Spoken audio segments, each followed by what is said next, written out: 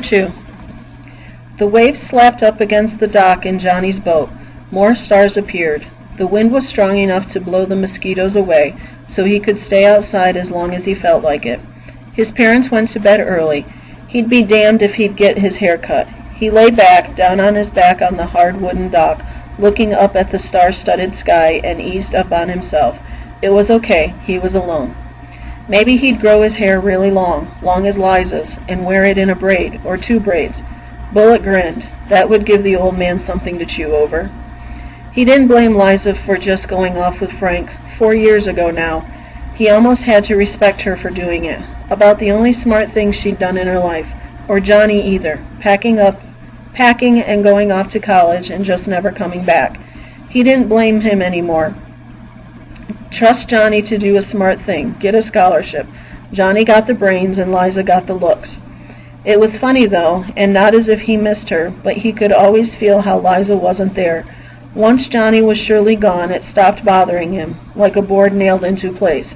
But Liza, sometimes like now when he was alone with nothing to get done and the sky filled up with stars, he could almost hear her, the way she sang.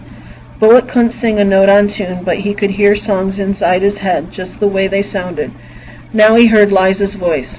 "Will there be any stars in my crown?" that voice sang. When at evening the sun goeth down, when I stand with the blessed in God's mansions of rest, will there be any stars in my crown? Well, he didn't know about that, Liza running off with Frank Vereker like that. He almost hoped they were having a merry old time of it wherever they were. He liked Frank okay. Frank never let anything get through to him, especially not the old man's hostility. Frank just kept on coming back whenever his ship got to Baltimore. You never knew when he'd turn up, in some rattle-trap he'd bought. You never knew when you'd see him slouching against the door-frame, about to bust out laughing. "Tell Liza I've come courting. You're welcome this time too, kid. It's a movie. A couple of hamburgers. Get you out from under if you want to." Bullet never wanted to, not badly enough to give in to the wanting, and that puzzled Frank, he could tell. The light eyes would study him, curious about what made Bullet tick. After a while, Bullet said no just to keep Frank puzzled. Liza never kept Frank puzzled. She had her heart out there for her eyes for him.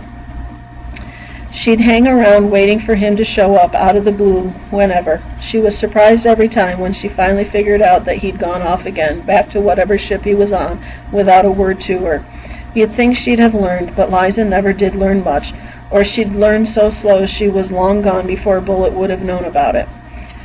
Maybe he'd get his hair trimmed a bare 1/4 of an inch. Then when his father said, the way he inevitably would, "I instructed you to have your hair cut," Bullet would give him a receipt, or the clippings in an envelope.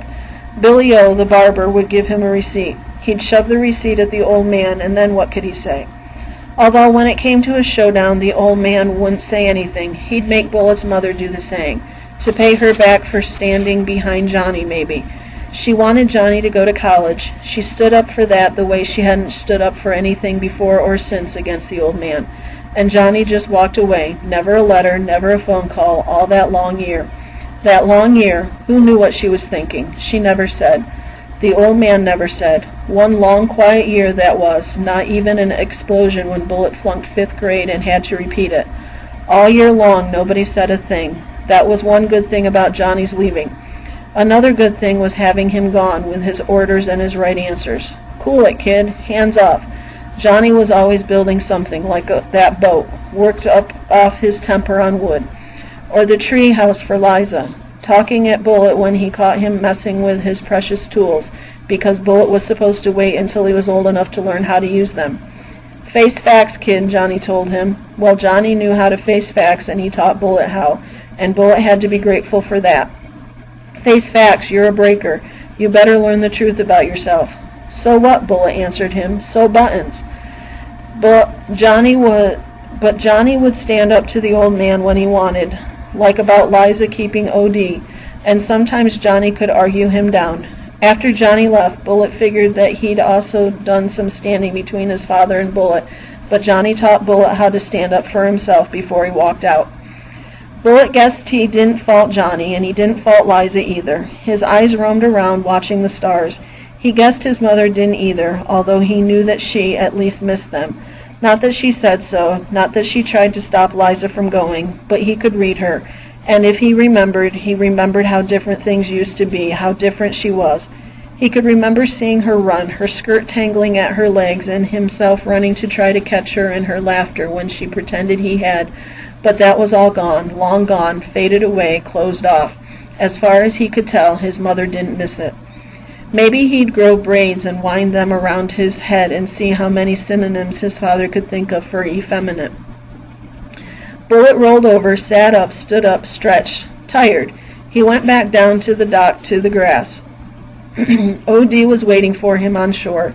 She never would go out on the dock. Johnny said it was because she had been traumatized by nearly drowning, then explained to Bullet what trauma was. Once when Liza wasn't around, one long summer day, the first summer Johnny was gone, Bullet had hoisted O.D. up under his arm and taken her out onto the deck. The water wasn't even deep where he dropped her in, just halfway out the dock. He leaned over and dropped her straight down, while her legs scrabbled for grip on his arms and chest.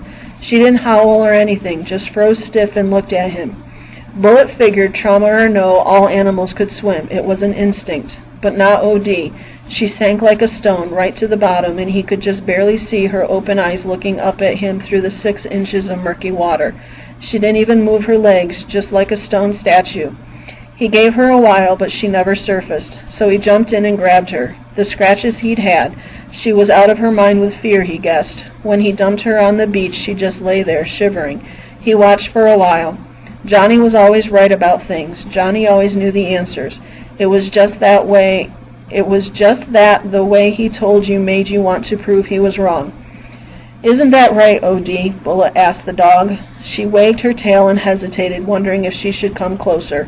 He ignored her. Maybe he'd have it cut in a Mohican cut. He'd seen pictures of those. They'd shave all of the hair except for a broad band down the center of your head. It looked pretty terrible. Maybe he'd do that. If it hadn't been so muggy, he'd have jogged back up to the house for the pleasure of the run. But he walked, unrelaxing himself. Tomorrow he'd get up at 5 to take the tractor out and get started on the front cornfield, which would give him a couple of hours at the job before the school bus came. The wind rustled the grasses and night gathered around him. There were a lot of things the old man didn't do anymore, even though he wasn't that old, just 60. He didn't even put in tobacco anymore. The front fields used to be tobacco, hard work, but a cash crop. Now it was corn and tomatoes, easier to grow, easier to harvest. His father wouldn't think about planting anything else, not even soybeans, which made no sense. Except it was new, of course. Bullet could have done the groundwork and legwork on the new crop, but you couldn't work with the old man, you had to work for him. Bullet wasn't having any of that. The dirt under his feet was packed hard. Night flowed over him. O.D. sometimes followed behind. He could hear her. Or she'd tear off into the grass to flush out something, a muskrat maybe, a possum, something she never caught. You'd think she'd learn. Bullet didn't know where the idea came from, like a star shooting in the white arc across the sky, but it stopped him in his tracks. He threw back his head and laughed out loud. Boy, oh boy. He moved quickly up the path, laughing in pure pleasure. He would have his head shaved, absolutely bald. Boy, oh boy. That would be worth the money. He ran up the back steps and across the screen porch into the kitchen. His mother was still there, still wearing the white blouse she'd put on for dinner and the blue high-heeled shoes. She looked at him, and he couldn't read her face. She wore her dark hair in a thick braid down her back, the coolest way to wear long hair. "You've been swimming alone. That's not too smart," she said. Bullet shrugged. He wondered if she was going to ask him not to, because he wasn't about to not go swimming if he wanted to. She shrugged back at him. "Are you going to have your hair cut?" she asked. Her eyes didn't give him any messages one way or the other. "What do you think?" he asked. "I'll hear a yes or a no from you," she told him. "Yes," he said. "I'll say good night then." She got up from her chair, slow but not relaxed. She never relaxed. Bullet jammed his hands down into his pockets of his shorts. Then he said to her straight back, "Good night, Ma." He heard the teasing in his own voice. There had been some big fights about calling her Ma, which the old man said was common as dirt, as well as illiterate and ill-enunciated. She hesitated, then turned around to stare at him. "You," she said. He knew what she meant. She used to say that to him, "You, boy," when he was about to go too far. Then she'd either get after him or burst out laughing, and he never knew which to expect. He wondered if she knew what she was going to ask Billy O to do, then realized she couldn't. She just knew he was going to do something. She knew it the same way he knew that she knew. He could read her and she could read him, which was the closest thing they came to talking. You might say it wasn't too awful close, Bullet thought, and grinned.